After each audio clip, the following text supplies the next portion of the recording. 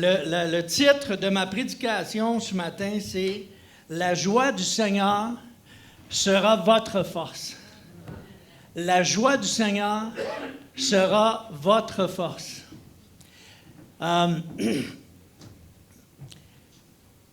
C'est drôle de saisir. J'ai eu beaucoup de réflexions par rapport à cette parole-là, parce que dans les dernières semaines, parce que le Seigneur avait mis sur mon cœur de prêcher sur la joie. Puis là, j'essayais de trouver, tu sais, réjouissez-vous toujours dans le Seigneur. Je le répète, réjouissez-vous, on va le voir tantôt.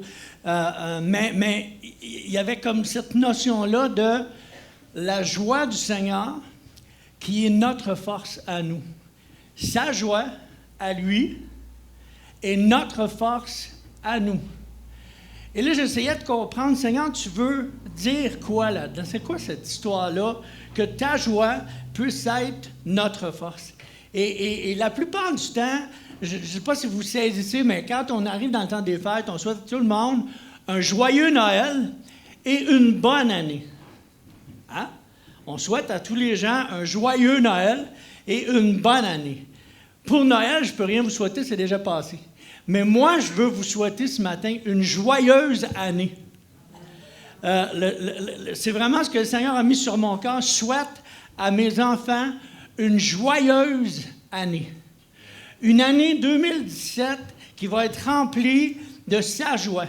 Sa parole nous dit, et on va le voir ce matin, que c'est sa joie à lui qui est notre force.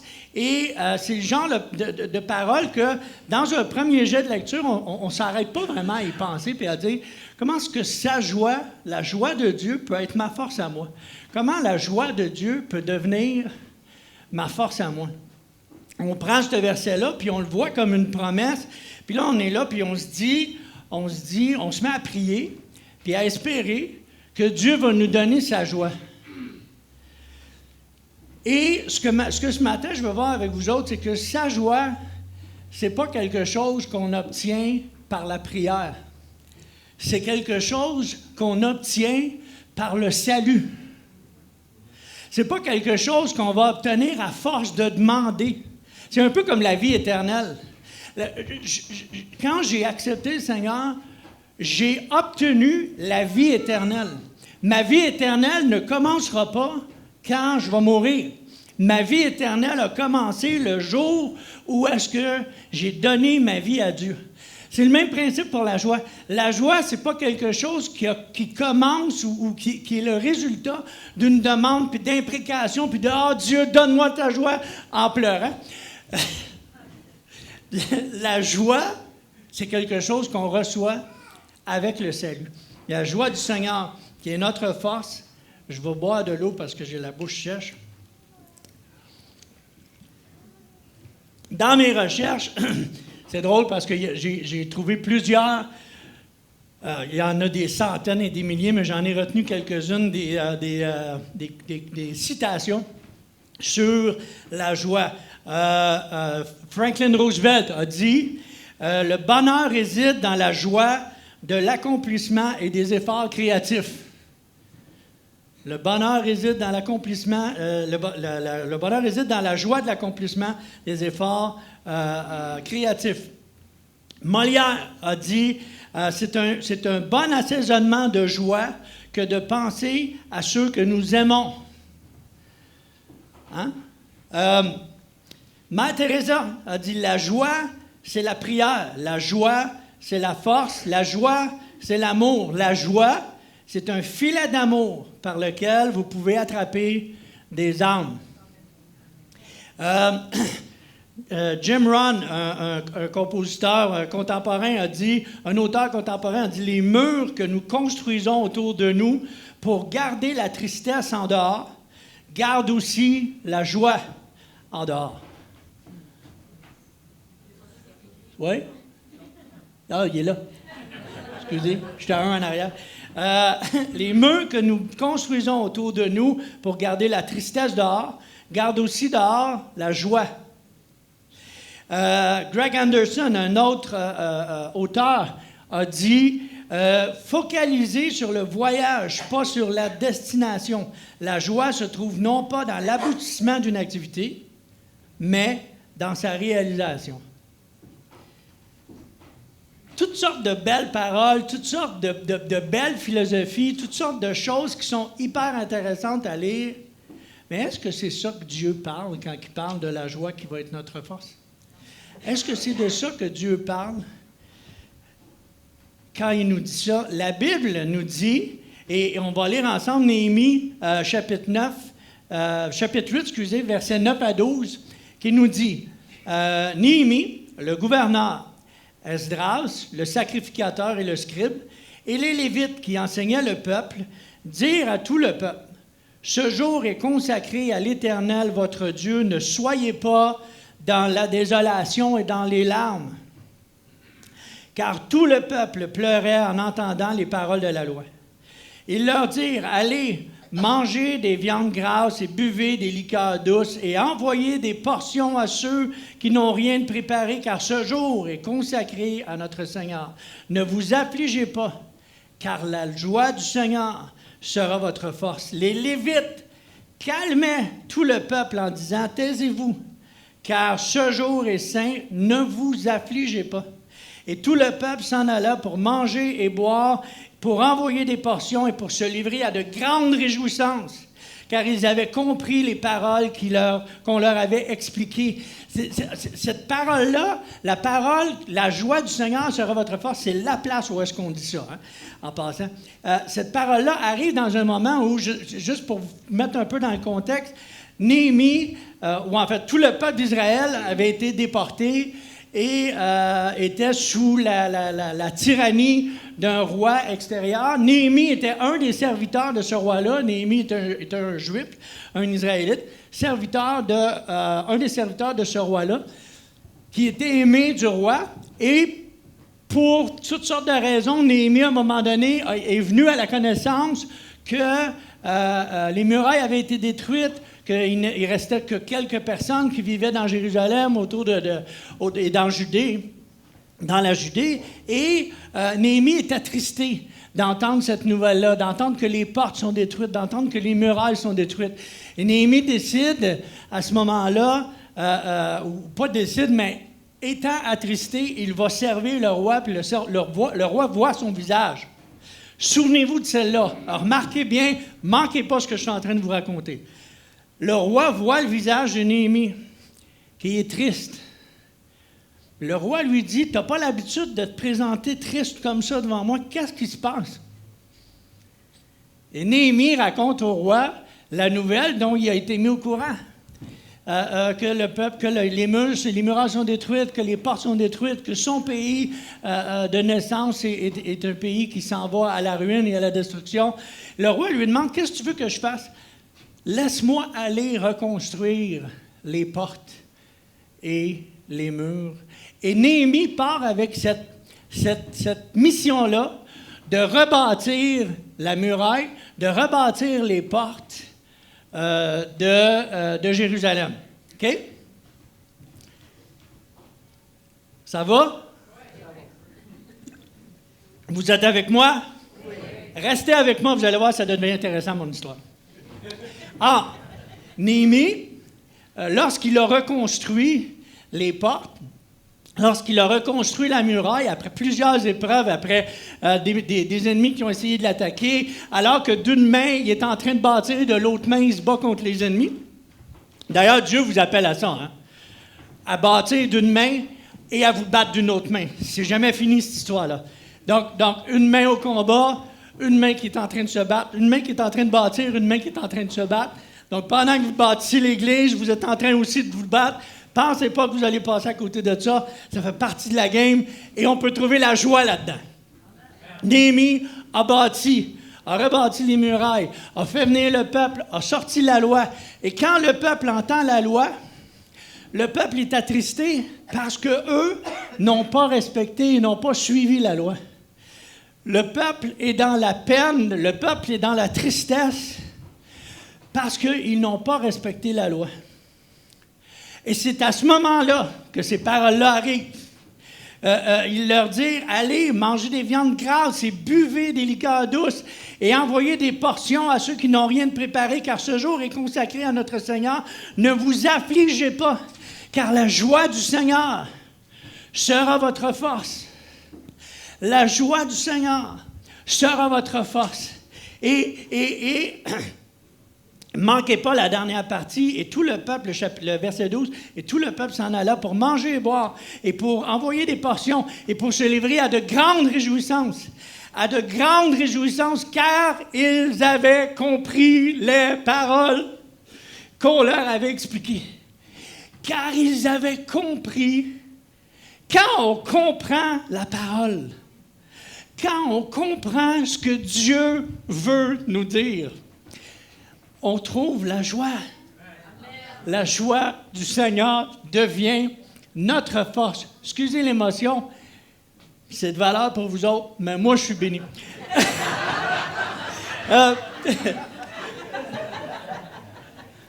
Et si vous voulez, juste avant de continuer, je vais prendre un temps pour prier ensemble. On va se lever debout. On prend 2 minutes. Seigneur, je veux te remercier parce que cette parole-là, Seigneur Dieu, est une parole de joie, est une parole d'espoir, est une parole de grâce, est une parole, Seigneur Dieu, qui nous amène à ta connaissance. Je te prie, Seigneur, que cette parole remplisse nos cœurs, que cette parole remplisse nos âmes, que cette parole remplisse nos esprits, Seigneur Dieu, et que nous puissions, Seigneur, démarrer l'année du 2017 et finir l'année 2017 sur des notes de joie, Seigneur Dieu, et de compréhension, Seigneur, que peu importe ce qui nous arrive, ta joie sera notre force. Amen. Avant de vous asseoir, tournez-vous vers la personne à votre gauche, à votre droite. Dites-lui, sa joie est ta force. Sa joie est ta force. Amen.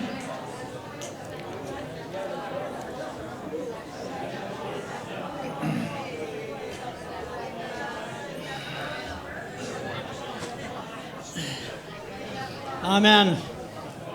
C'est mieux qu'une bonne année, ça. C'est une joyeuse année qu'on est en train de se souhaiter. La joie du Seigneur sera notre force. Adam Clarke, un commentateur biblique, a dit « Ce n'est pas ici une fête gourmande ou un festival d'ivresse qui excite le corps et affaiblit l'esprit dont il est question ici, mais de votre joie spirituelle. Vos corps acquerront la force, la puissance et la ferveur dans vos esprits afin que vous puissiez faire sa volonté et la faire joyeusement.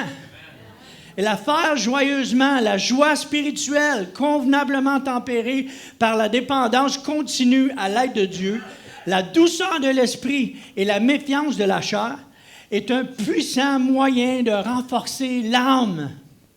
Saisissez ce qu'on est en train de lire ensemble. Dans un tel état, chaque service devient réalisable et chaque devoir devient un délice. Dans un tel état d'esprit, personne ne peut tomber ou n'est jamais tombé. Dans un tel état d'esprit, la santé générale du corps est de beaucoup améliorée. Un cœur joyeux n'est pas seulement une fête continue, mais aussi une médication continue. La joie du Seigneur sera votre force. La joie du Seigneur, répétez-le après moi. La joie du Seigneur sera votre force. Ah, Mike, c'est bon. Encore une fois. La joie du Seigneur sera notre force. Amen. Alléluia. Le Seigneur est bon. Le Seigneur est merveilleux. Le mot joie, ça vient d'où cette histoire-là? Comment ça se fait que la Bible nous parle de joie? Le joie, c'est le mot ketva. Le mot ketva en hébreu. Et suivez-moi, ça dit, premièrement, c'est un sens de joie, c'est un sens de se délecter, c'est un sens de se réjouir. C'est un sens d'avoir du bon temps. C'est un sens de pas tout voir comme étant tellement sérieux, triste, tellement écrasant, tellement difficile. Non! La joie du Seigneur est notre force parce que ce n'est pas un poids qu'on porte. De devenir chrétien, on dirait qu'il y a des gens qui deviennent chrétiens puis ils sont comme baptisés dans le vinaigre puis ils deviennent des faces de carême. C'est pas ça qui est le salut et c'est pas ça qui est la vie chrétienne. La joie du Seigneur fait notre force. On se délecte, on se réjouit de vivre à tous les jours Peu importe dans les difficultés qu'on vit, parce qu'on connaît la fin. Puis je suis en train de vendre mes punchs au fur et à mesure que j'avance, mais c'est pas grave. L'autre notion, c'est une notion de contentement. Le mot ketva donne une notion de contentement, de satisfaction. Oui, d'espérer des choses, oui, d'espérer que Dieu va bénir, oui, d'espérer plus. Mais quand on a ce qu'on a, de s'en contenter, puis d'être bien avec ce qu'on a, puis de savoir que ce qu'on a, c'est ce que Dieu veut qu'on ait. Amen. Et ça donne en plus une notion de gratitude. Le mot ketva donne une notion de gratitude, de reconnaissance. Je ne sais pas si vous réalisez le privilège qui vous est attribué juste d'être assis ici ce matin. Amen. Tournez-vous vers la personne à votre gauche, à votre droite. Dites-lui, réalises-tu? Come on. Réalises-tu? Réalises-tu? Comprends-tu que le privilège que tu as ce matin d'être assis parmi le peuple de Dieu, dans la présence de Dieu, d'être assis avec d'autres enfants de Dieu qui comprennent le sens de gloire à Dieu, le sens de Alléluia, le sens de la joie du Seigneur sera ma force.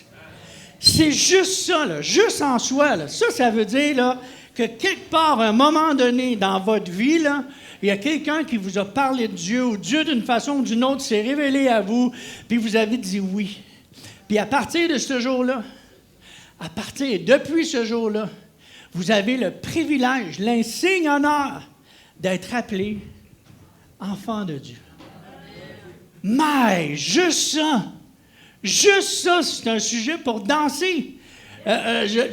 Même les moins démonstratifs danseraient s'ils comprenaient le sujet, le privilège qu'on vit. Donc, quand Néhémie, Esdras, les Lévites tentent de raisonner le peuple et de leur dire « Sa joie sera votre force », il y a plus que ce qu'on peut comprendre. Il y a plus que ce qu'on peut saisir. Il y a plus ce matin, et c'est ce que je veux regarder avec vous autres, il y a plus que ce qu'on peut saisir. Il y a des notions de choix, il y a des notions de compréhension personnelle, il y a des notions d'assimilation, il y a des notions de comprendre ce que Dieu veut et ce que Dieu a pour chacun de nous autres. Et de ce que Dieu s'attend de chacun de nous autres. Amen? Et ce qu'on va regarder ce matin, c'est ça. Et on va aller travailler ensemble dans l'Épître aux Philippiens. Tout le monde sait, on retrouve le même genre d'exhortation. La joie du Seigneur sera votre force. Dans l'Épître aux Éphésiens, Paul a écrit la lettre aux Philippiens, excusez. Je vais essayer de ne pas commencer à me tromper. Juste à dire que Paul a écrit la lettre aux Philippiens alors qu'il est en prison. Right? Il n'a pas écrit ça alors qu'il vient de finir de monter ou de partir une nouvelle église à Éphèse, puis que là, il vit une bénédiction complète, puis que sa vie est sur un nuage. Comprenez des moments pentecôtistes. Je ne sais pas si là, je ne veux pas partir sur des mais tu sais, des pentecôtistes, les chrétiens, nous autres, on est des pentecôtistes, toute la gang, hein? On vit une pente, une côte, une pente, une côte, une pente, une côte. On vit des moments où est-ce qu'on est là, puis d'autres moments où est-ce qu'on est là, right? Oui? Non, je suis seul. Je suis tout seul comme ça. Je suis tout seul de même? Je suis tout seul comme ça. Ah, bon. OK, on va passer au prochain chapitre. Non. On vit des moments où est-ce que des fois on est là, puis des fois on est là, mais Paul écrit cette lettre-là dans un moment où est-ce qu'il est là. Hein? Je ne sais pas si vous pouvez vous mettre dans la peau du gars qui a abandonné une carrière très, très, très prometteuse, right? Ce gars-là, il était prévu pour être un des principaux sacrificateurs, là. Il a été élevé par Gamaliel, éduqué par Gamaliel, excusez. Il était chargé avec des lettres pour aller arrêter les chrétiens. C'est un homme qui était haut placé, là, dans sa gang, dans son temps. Et c'est un gars qui était bien placé, c'est un gars qui avait les pieds à bonne place. il était dû pour une belle carrière. Il était dû pour réussir dans la vie. Mais, il est arrivé Dieu. puis Dieu a un drôle de sens de l'humour. Dieu a un beau sens de l'humour. Dieu aime les misfits. Dieu aime les gens il sait qu'il va les placer dans des situations inconfortables. Fait que si jamais vous vous sentez dans une situation inconfortable, là, dites-vous que c'est parce que Dieu vous aime. Comme il a aimé Paul.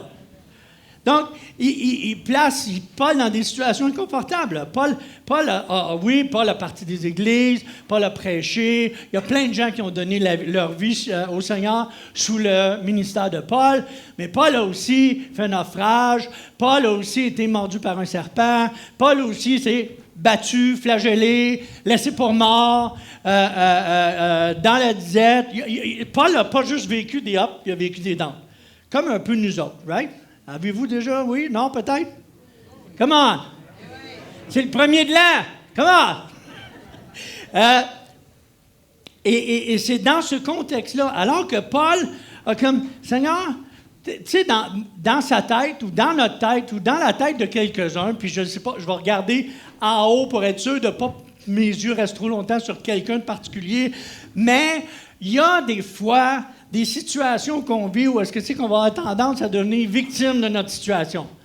Il y a des fois où est-ce que c'est qu'on va vivre des choses, puis où est-ce que c'est qu'on se dit, comment ça se fait que ça m'arrive à moi? Comment ça se fait que Dieu permet ça? Comment ça se fait que ça m'arrive à moi? Je paye ma dîme. Je vais à toutes les réunions de prière. Je suis là le dimanche matin. Je m'implique dans l'Église. Je suis toujours là. Puis ça m'arrive à moi. Comment ça... Mais s'il y a une personne qui pouvait se plaindre de ça, c'est Paul, qui est en prison, qui, malgré tout ce qu'il a pu faire comme accomplissement, il se retrouve en prison. Et là, au lieu de victimiser sur sa situation, au lieu de victimiser sur le fait de « je suis comment ça se fait, Seigneur, que tu permets ça, que là, je me retrouve en prison, que je n'ai pas la liberté de prêcher, je serais bien plus utile à l'extérieur, je pourrais emmener d'autres personnes à ta connaissance, je pourrais. » Non. Paul s'attelle à sa table avec Timothée et ils écrivent ensemble une lettre à l'église de Philippe.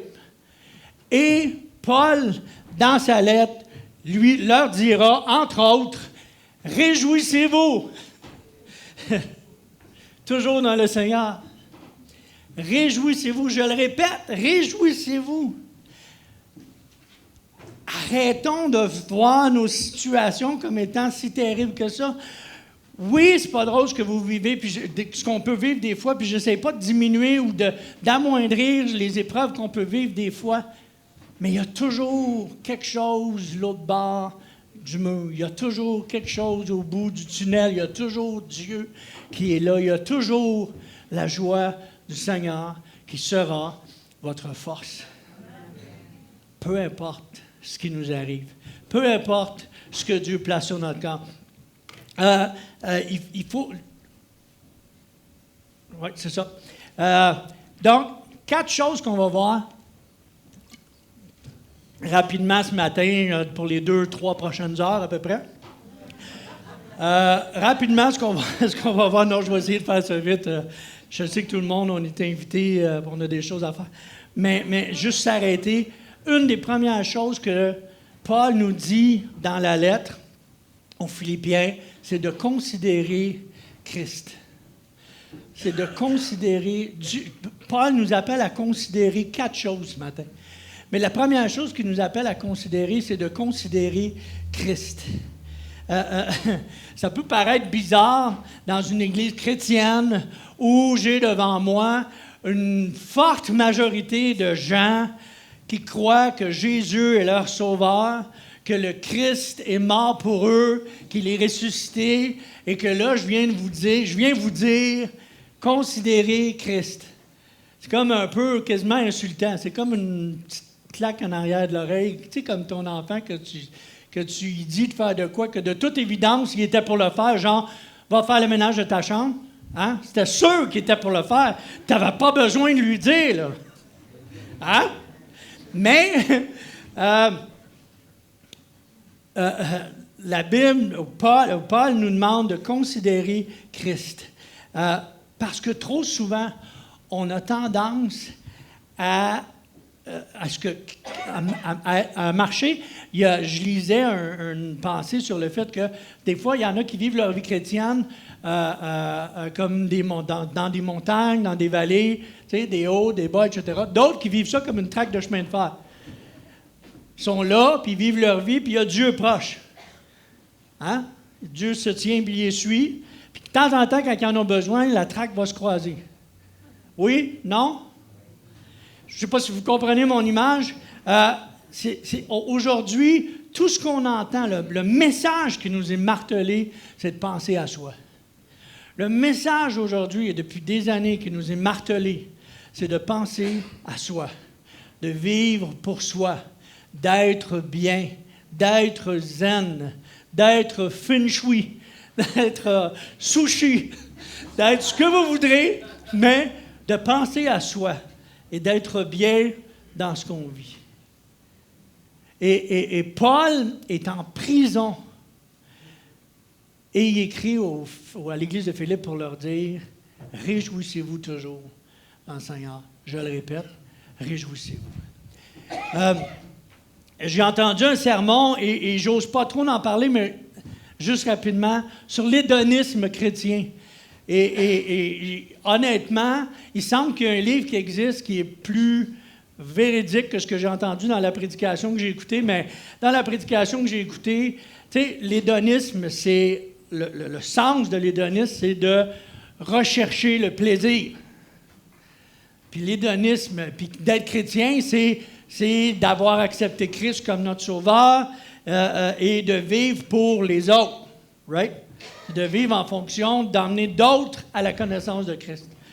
Et il y avait comme une sorte de clash dans ma tête, puis la façon que le monsieur prêchait, vraiment, là, soit il n'a pas compris le livre, j'en ai parlé à Pasteur Serge parce que je voulais être sûr de ne pas parler de n'importe quoi, puis peut-être ça vaudrait la peine de lire le livre, mais en tout cas, la façon que c'était expliqué, lui, son plaisir, il tirait en lui, puis de temps en temps, il amenait le Seigneur dans son histoire.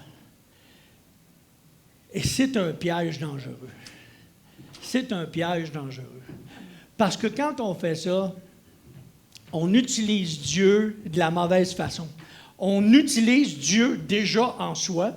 C'est la mauvaise façon de le faire. Mais regardons ensemble, considérer Christ. Philippiens 3, les versets 8 à 11 nous disent, et même Paul, après avoir parlé de sa carrière fulgurante qui était en arrière de lui, parce qu'il a accepté Christ, et du fait qu'il était un juif parmi les juifs, puis un pharisien, puis il aurait droit de se vanter, puis de s'enorgueillir, finit en disant, et même je regarde toute chose comme une perte à cause de l'excellence de la connaissance de Jésus-Christ, mon Seigneur. À cause que je préfère connaître Christ, à cause de l'excellence de la connaissance de Jésus-Christ, mon Sauveur. Je regarde n'importe quoi d'autre comme étant sans importance. Je regarde n'importe quoi d'autre qui nous arrive, là. Quand Paul parle de ça, il a parlé de son avant-Christ, puis il a parlé aussi de son après-Christ. Puis il finit en disant ça, mon Seigneur, pour lequel j'ai renoncé à tout. Et je les regarde comme de la boue, afin de gagner Christ et d'être trouvé en lui. Non avec ma justice, celle qui vient de la loi, mais avec celle qui s'obtient par la foi en Christ, la justice qui vient de Dieu par la foi, afin de connaître Christ et la puissance de sa résurrection et la communion de ses souffrances, en devenant conforme à lui dans sa mort pour parvenir, si je puis, à la résurrection des morts. Ce que Paul exprime là, c'est que peu importe ce que j'aurais sujet de me glorifier ou de trouver de la joie, en fait, ma joie, je la trouve dans le fait que je connais Christ. C'est ça que Paul est en train de nous dire. La joie véritable se trouve dans le fait que, comme je vous l'ai dit tantôt, le privilège de connaître Jésus, mon Sauveur. Paul ne dit pas notre Sauveur ou votre Sauveur, non, mon Sauveur. Okay? Il dit littéralement, mot pour mot, à cause de l'excellence, de la connaissance de Jésus-Christ, mon Sauveur. Et ce matin, cette parole-là, il faut l'appliquer à chacun de nous autres. À chacun de nous autres. Lisez ce verset-là. On va juste lire ensemble à haute voix. À cause de l'excellence. Tout le monde ensemble? À cause de l'excellence, de la connaissance de Jésus-Christ, mon Sauveur. Mon Sauveur. Il est ton Sauveur. Il n'est pas notre Sauveur. Il n'est pas, oui, il est notre Sauveur, mais le contexte, il faut comprendre le contexte. Paul est prêt à tout regarder comme de la boue parce que Jésus est son Sauveur. Et Dieu vous appelle ce matin, Dieu nous appelle ce matin à être remplis de joie parce qu'il est mon Sauveur. Mon Sauveur. Regardez votre voisin à votre gauche, à votre droite. Dites-lui, cette valeur pour toi, mais il est mon Sauveur.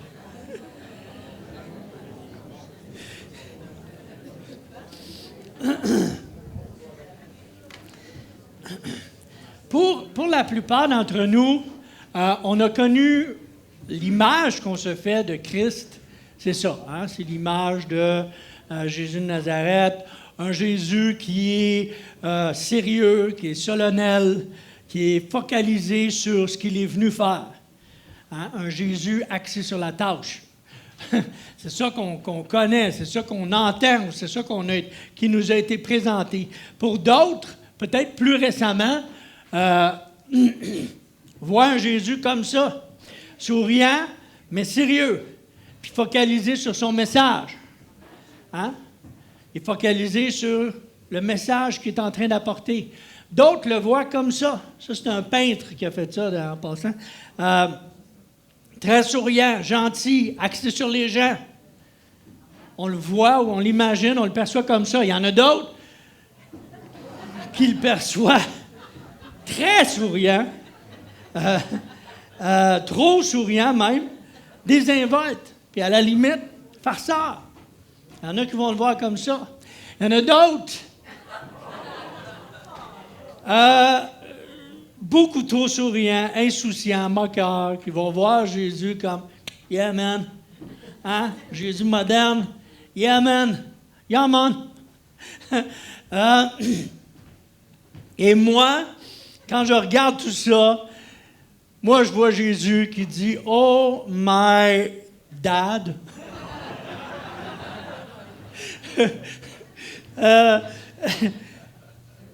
Jésus est notre Sauveur. Jésus est notre...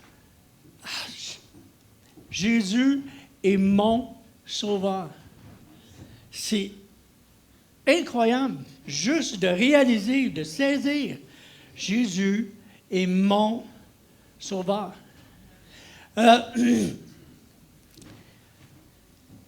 Romains 5, 11, dans la Bible en français courant, nous dit « Il y a plus encore. Nous nous réjouissons devant Dieu par notre Seigneur Jésus-Christ, grâce auquel nous sommes maintenant réconciliés avec Dieu. » Je ne cesse de répéter les mêmes choses, comme dirait Paul, mais je ne sais pas si on réalise, si on saisit l'importance de considérer Christ dans notre vie, de considérer ce que Dieu a fait, ce que Christ a fait, d'arrêter de vivre en pensant qu'on peut utiliser Jésus comme une sorte d'option sur l'automobile, que quand il se met à faire trop chaud, on peut ouvrir l'air climatisé, puis quand il se met à faire trop froid, bien là, on peut mettre le chauffage. Puis quand la température est bonne dehors, bien, on laisse tout ça éteint et on ne s'en sert pas. Comprenez-vous? Comprenez-vous? Comment? Vous le savez, on le sait, comment est-ce que c'est facile, comment est-ce qu'on va être là à crier à Dieu quand ça va pas bien, quand il fait trop chaud ou quand il fait trop froid. Puis comment est-ce que quand la vie va bien, on a tendance à... Et Dieu nous appelle, Paul nous appelle à considérer Christ. L'excellence de la connaissance de Jésus-Christ, mon Sauveur. Mon Sauveur. On était perdus, maintenant on est trouvés.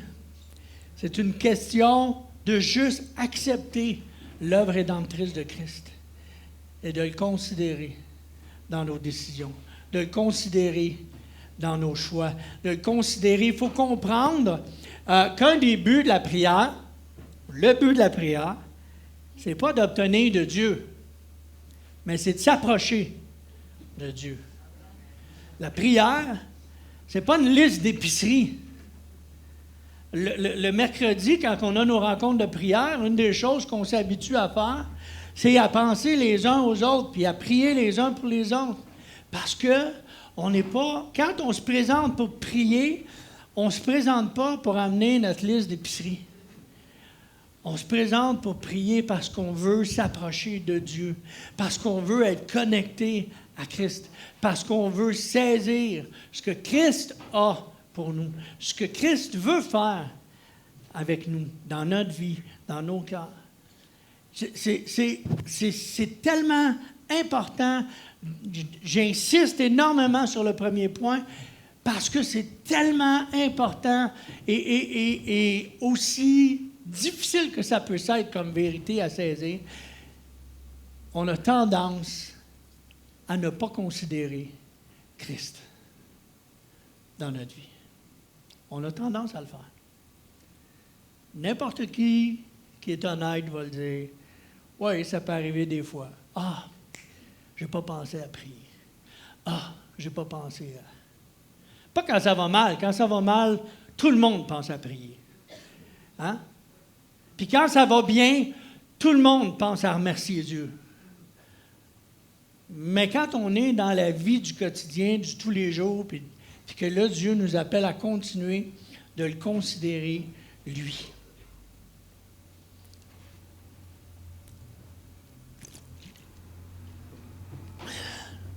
Vous êtes devenu calme. Wow, c'est silencieux tout d'un coup. J'ai l'impression d'avoir touché un point, une corde, quelque chose. Amen. Deuxième point, considérer le but. Considérer le but. Paul dira... Ah oui. Regardez le gars.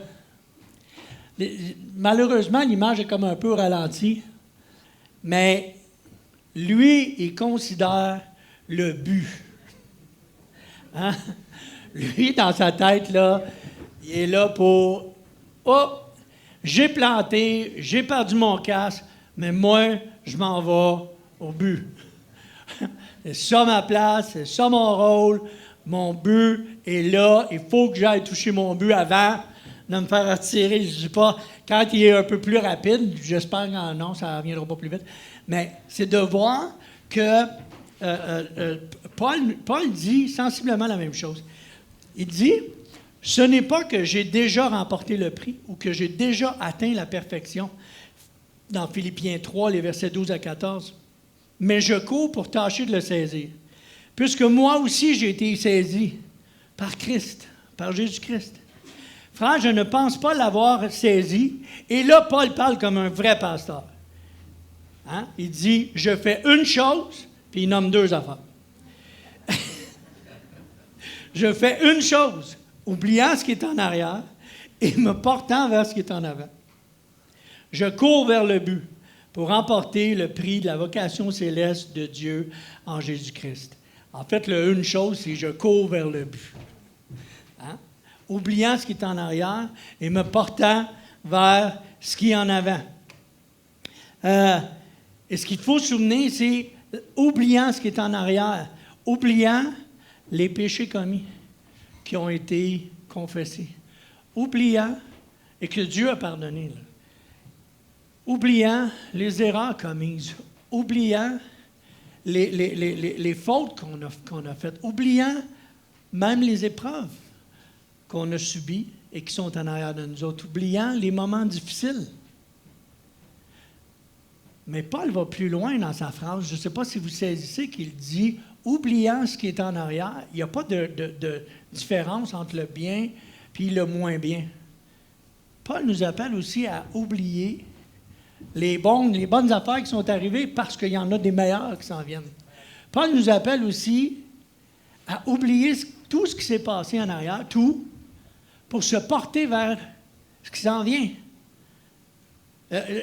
C'est une sorte d'avertissement à deux choses. Un, attention à la victimisation. Attention de vous retrouver ou de vous sentir ou de prendre un rôle de victime de tout ce qui vous est arrivé. Mais c'est aussi un message de dire attention à la nostalgie du bon vieux temps. Hey, c'était donc bon dans notre temps. Tu sais, quand on a commencé, là, tu sais, nous autres, moi, quand j'ai donné ma vie à Christ, là, moi, j'ai donné ma vie à Christ dans les années 80, début des années 80, il y avait une sorte de réveil au Québec. C'était wow, tu sais, c'était le bon temps. Mais je ne sais pas si vous réalisez, mais il y a encore un bon temps aujourd'hui, parce qu'il y a encore des gens qui donnent leur vie à Christ aujourd'hui. Il y a encore des gens. Il y a encore, je ne sais pas si vous réalisez, mais chaque dimanche matin, en Amérique du Nord, il y a plus de personnes dans les églises chrétiennes de l'Amérique du Nord, il y a plus de personnes un dimanche matin qu'il y en a dans tous les stades de l'Amérique du Nord pour les trois sports, les trois sports majeurs, si vous voulez, football, baseball, basketball, dans toute une année. Allô? Il y a des millions de personnes en Amérique du Nord qui se retrouvent à l'église le dimanche matin. Il y a des millions de gens qui sont nourris chaque dimanche matin. On n'a pas juste une petite gang esselée, là, à Granby, là, 300 personnes. Non. Il y a beaucoup, beaucoup plus de monde que ça qui sont au Seigneur. Fait que les bons vieux temps, là, ils sont encore aujourd'hui. Et ils nous demandent de courir vers le but. Et c'est quoi le but? C'est quoi le but?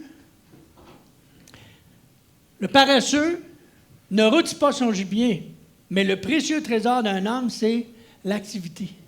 Dieu nous appelle à focaliser vers le but, à focaliser vers la fin, à focaliser vers le jour où est-ce qu'on va monter avec lui, le jour où est-ce que notre vie éternelle va prendre tout son sens. Oui, on a eu la vie éternelle au moment de notre salut, mais Dieu nous appelle à continuer à focaliser vers le but. Donc, premièrement, considérer Christ. Deuxièmement, considérer le but. Troisièmement, considérer sa paix. Considérer sa paix. Ne vous inquiétez de rien, mais en toute chose, faites connaître vos besoins à Dieu par des prières, des supplications, avec des actions de grâce, et la paix de Dieu, qui surpasse toute intelligence, gardera vos cœurs et vos pensées en Jésus-Christ. Saviez-vous que la Bible comporte 365 références à ne pas s'inquiéter de toutes les façons imaginables? Dieu nous avertit. Ne vous inquiétez pas, ne promenez pas des regards inquiets, ne vous inquiétez de rien. 365 fois. Fait que si vous cherchez à tous les jours, vous allez trouver une nouvelle parole cette année, en 2017, qui va vous dire d'arrêter de vous inquiéter, qui va vous dire d'arrêter de vous en faire, qui va vous dire d'arrêter. Il faut se souvenir que la prière, ce n'est pas d'obtenir de Dieu, mais c'est de s'approcher de Dieu, qu'on n'est pas victime de ce qui nous arrive et on ne vit plus nos difficultés avec Jésus-Christ, mais on les vit en Jésus-Christ. On vit ce qu'on vit en Jésus-Christ. L'inquiétude dans le cœur de l'homme, Proverbe 12, 25, là-bas, mais une bonne parole le réjouit.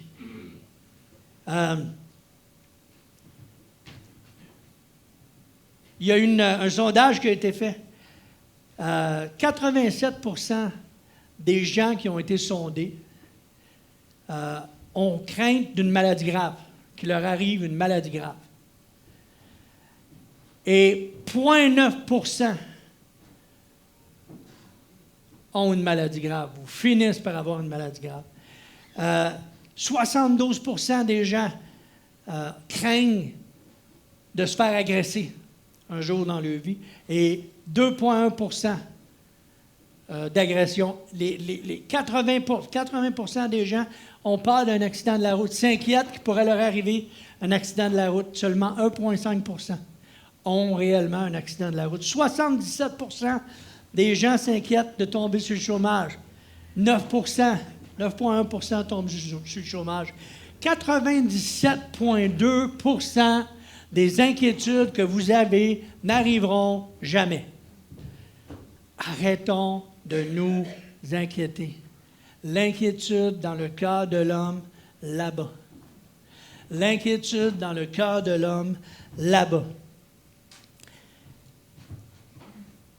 Contrairement à ça, un cœur joyeux est un bon remède.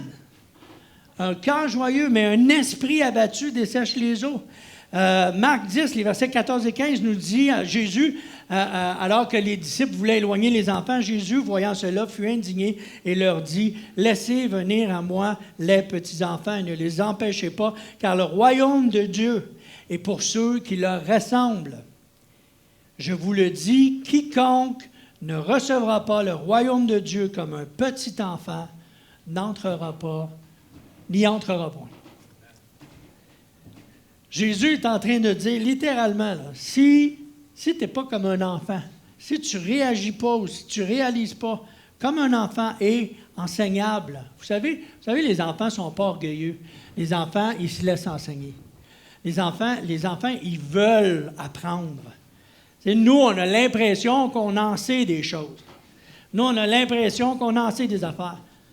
Les enfants se laissent enseigner, veulent apprendre. Les enfants sont humbles, les enfants sont sans préjugés, sont sans obstination, jusqu'à une certaine limite, c'est quand même des enfants. Mais tout ça pour dire, les enfants se laissent approcher, se laissent enseigner, et c'est ce que Dieu veut que vous soyez. Dieu veut que vous soyez des enfants. Fait que tournez-vous vers votre voisin et dites-lui « Gougagagi ».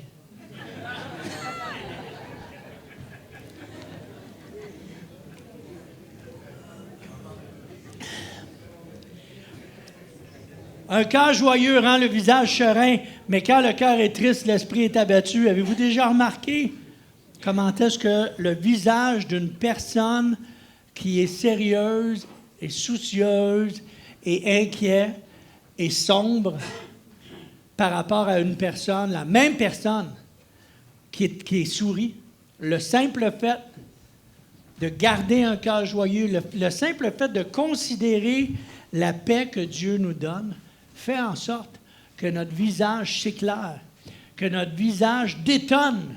Avez-vous déjà, je suis à peu près certain, n'importe qui ici, qui est chrétien depuis plus que 15 minutes, qui travaille dans un milieu séculier, s'est déjà fait dire à un moment donné, il me semblait que tu avais quelque chose de différent. Toi. Des fois, on a l'air des illuminés, mais on a toujours l'air d'être allumés, right? On a toujours l'air d'être différent. Pourquoi? Parce qu'un cœur joyeux rend le visage serein. Et quand on considère la paix de Dieu, qui surpasse notre intelligence, qui surpasse notre compréhension, qui surpasse même la profondeur ou la lourdeur de nos circonstances, quand on considère sa paix, nos cœurs changent, nos yeux changent, notre sourire est là. Et finalement, considérer ses pensées. Considérer ses pensées. Deux gars qui parlent ensemble, c'est terrible, nous dit le premier. Tout le monde finit par penser comme tout le monde. Et l'autre de répondre, figurez-vous que je pense exactement comme vous.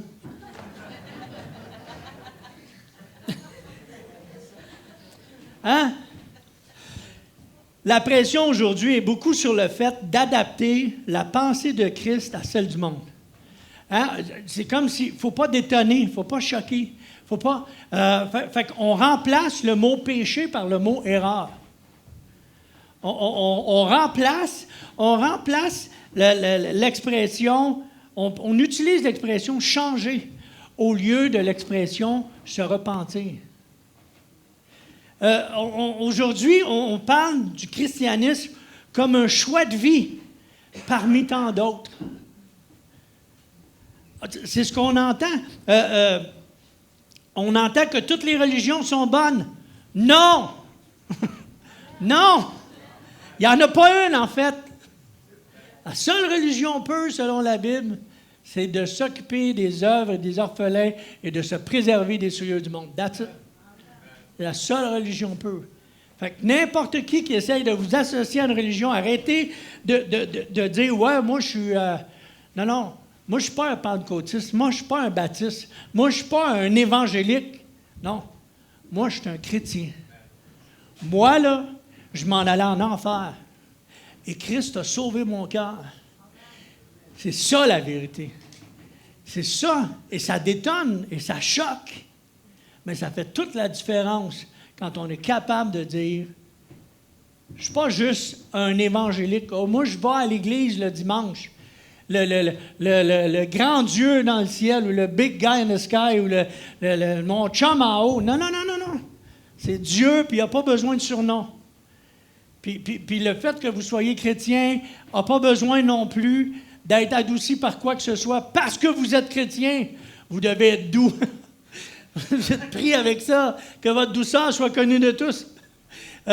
Donc il faut arrêter...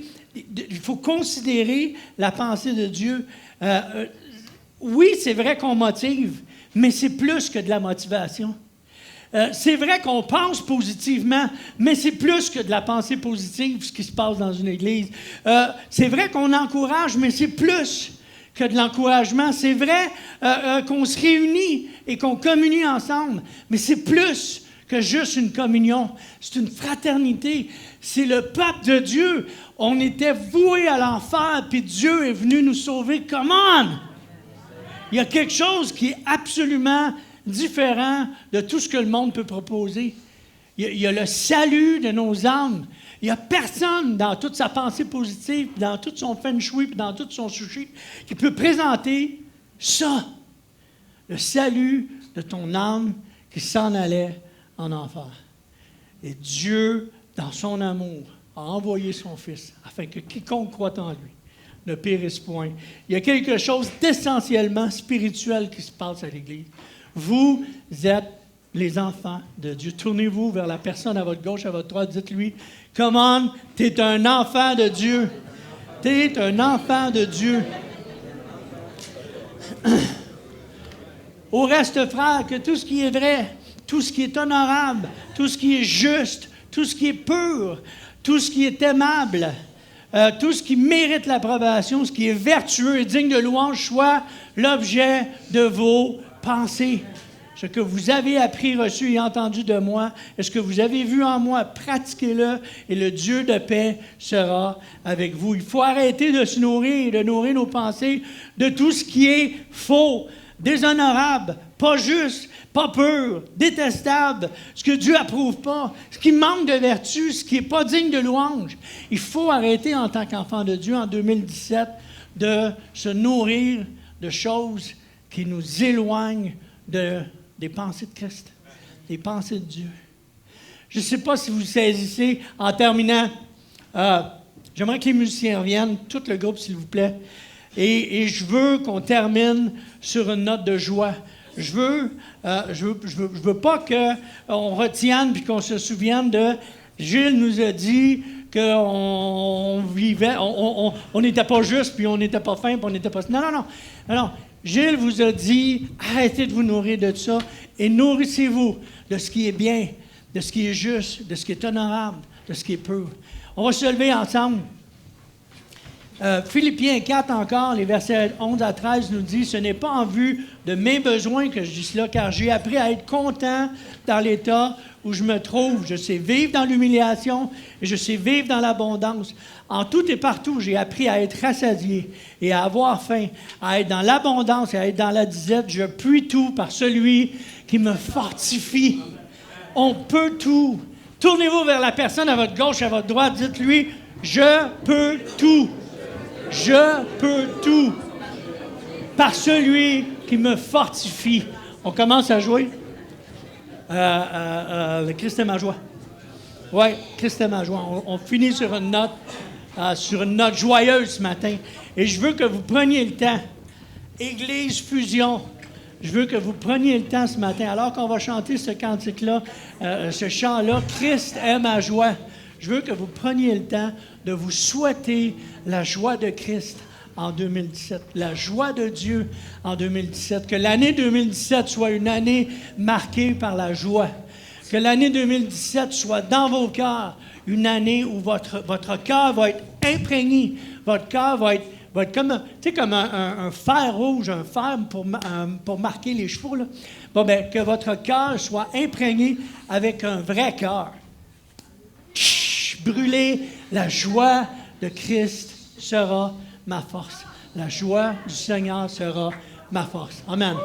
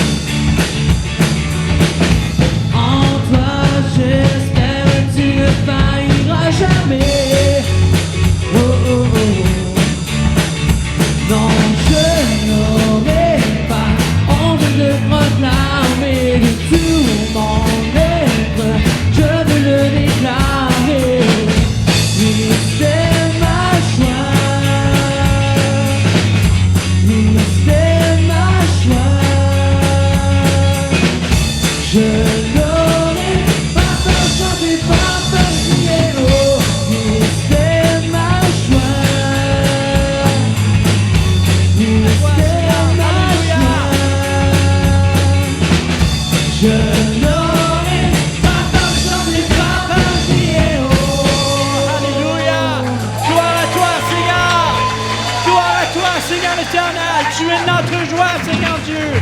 Alléluia. Gloire à ton nom, Seigneur éternel. Gloire à toi, Dieu puissant. Juste avant de finir, j'aimerais qu'on revienne au PowerPoint. J'ai un dernier verset. Un dernier verset avec lequel je veux vous laisser. Et c'est un verset d'Ésaïe. On peut revenir à la... Je vais le lire tout haut. Verset Ésaïe 61, verset 10, en conclusion. Le Seigneur est pour moi une source de joie débordante. Mon Dieu me remplit de bonheur, car le secours qu'il m'accorde est un habit dont il me vêt, et le salut qu'il m'apporte, un manteau dont il me couvre. J'ai la joie du jeune marié qui a mis son turban de fête et de la fiancée parée de ses bijoux. Amen. Je veux vous laisser sur cette parole. Soyez bénis. Que l'année